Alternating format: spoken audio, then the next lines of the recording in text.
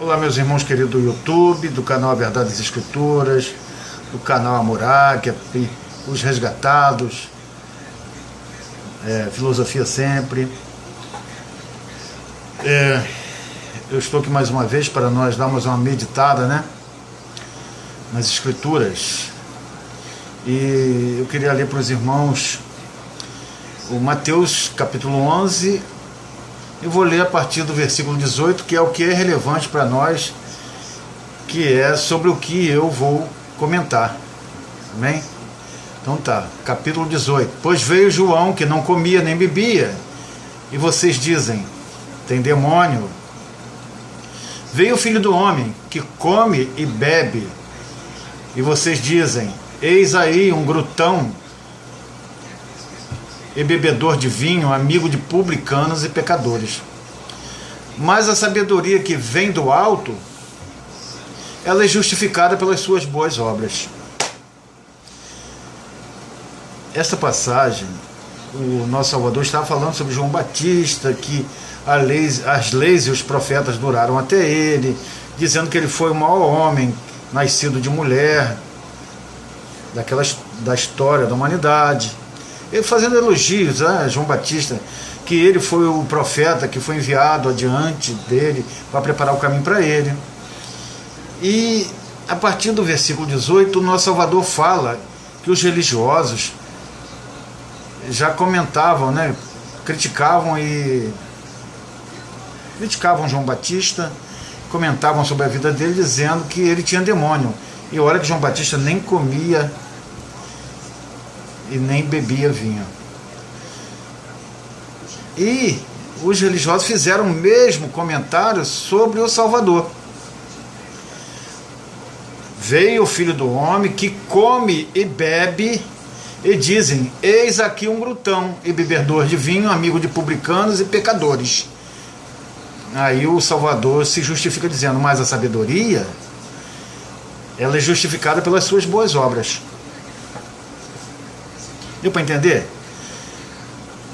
Desde aquela época, os religiosos já tinham esse defeito de ficar vigiando a vida dos outros e fazendo comentários e julgando as pessoas pelo modo com o qual elas se vestiam, pelas amizades que a pessoa tinha, com quem ela conversava, e se ela era muito comilona e beberona, se ela bebia um vinhozinho, E vocês veem que nem o nosso Salvador escapou desses homens, nem o nosso Salvador escapou das críticas do sistema religioso, das críticas dos religiosos, pois criticaram ele porque ele gostava de se alimentar bem, ele devia ter um apetite voraz, e ele bebia vinho, e ele não fazia acepção de pessoas. Ele se sentava com qualquer um, conversava com qualquer um, almoçava na casa das pessoas, passava a noite, assim como tem várias passagens que ele passou noite na casa de alguns publicanos, e jantou, e conversava mesmo com todos. Era um homem humilde, descontraído, que não fazia acepção de pessoas, era popular. Para quê, queridos? É um prato cheio para os religiosos. É um prato cheio para os religiosos. Se você é um cara popular, se você é um cara humilde, simpático, comunicativo, que conversa com todos, que não faz acepção de pessoas, que fuma um cigarrinho, ou você bebe um vinho ou uma cerveja, pronto. É um prato cheio para eles. Eles vão cair na sua pele. Eles vão comentar a sua vida de A a Z. E você veja que não é um privilégio só nosso, que não somos religiosos. O nosso Salvador passou por isso. não só ele, mas como João Batista também foram criticados e até julgados, né? Porque quando você faz uma crítica dessa, você está julgando a pessoa. Quando você diz, ó, fulano vai para o inferno porque ele bebe uma cerveja, automaticamente você está fazendo um julgamento sobre a vida daquela pessoa. Fulano não vai ser salvo porque fuma um cigarro. Está julgando. Você já está dando o veredito sobre a vida daquela pessoa.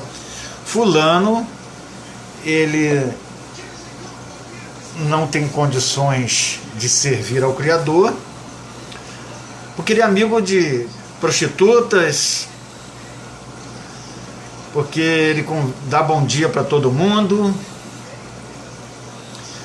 porque ele conversa com os cachaceiros, porque ele é amigo dos macumbeiros, é amigo dos católicos, dos espíritas.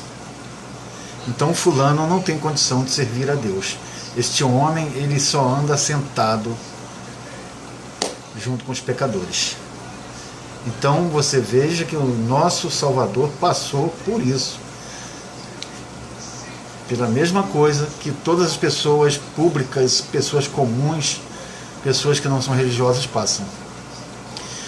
E aqui nessa passagem também nós podemos conhecer um novo Salvador, um Salvador que não é mencionado e nem pregado nas sinagogas, nas denominações, nas religiões. Um Salvador que se assentava com pecadores, era amigo dos pecadores, um Salvador que bebia vinho, que tinha um apetite voraz, né? Então, este Salvador, a maioria dos religiosos não conhece ele, porque o religioso tem asco de pessoas assim. Eles acham que a pessoa, quando entra para o meio deles, a pessoa tem que se tornar uma pessoa fechada, né? Uma pessoa com capa de uma falsa santidade, porque santidade não é isso. Santidade não é você andar ataviado de cara fechada, sério, trombudo. Não. Isso nunca foi sinal de santidade. Então os religiosos acham que a pessoa tem que ser assim, ó, fechada, séria, trombudo, não pode sorrir para ninguém, não pode conversar com ninguém, porque senão vai ser taxado como amigo dos pecadores e publicanos. Não pode beber um cálicezinho de vinho, vai ser chamado de beberrão.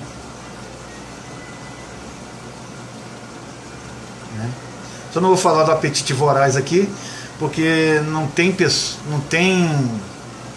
não existe pessoas mais esfomeadas em cima dessa terra do que um evangélico. É o que todo mundo fala, é o que todo mundo critica, e é o que eu também já tive a oportunidade de ver. Eles comem bem. Nesse ponto, talvez seja a única coisa que a gente pode ligá-los ao Salvador, porque o resto, eles são totalmente diferentes do Salvador. Eles fazem acepção de pessoas, eles não cumprimentam as pessoas nas ruas, a não ser que a pessoa seja membro do clube religioso na qual eles pertencem. Eles adoram julgar, adoram criticar as pessoas, adoram ficar apontando o erro das pessoas. É como se o sistema religioso se alimentasse e sobrevivesse do pecado das pessoas, dos erros e das falhas. Né? Talvez seja por isso que o nosso Salvador chamou eles de abutres, urubus. Nosso Salvador mandou que nós olhássemos onde estivesse um morto, ali estariam os abutres.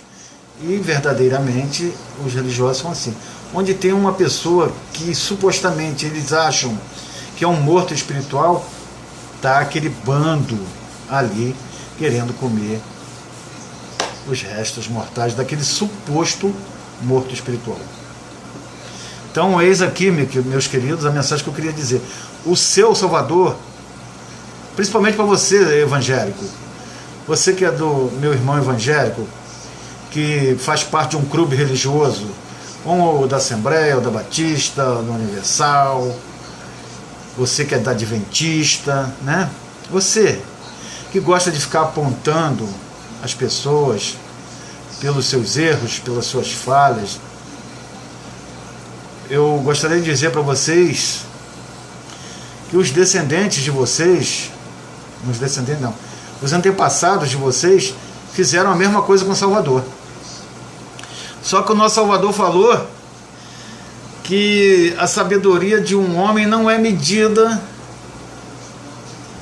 desta forma. Você não pode medir e dizer se uma pessoa é sábia ou não pelos seus atos, pelas amizades que ele tem, pelo modo dele falar, ou por ele beber um vinho, né?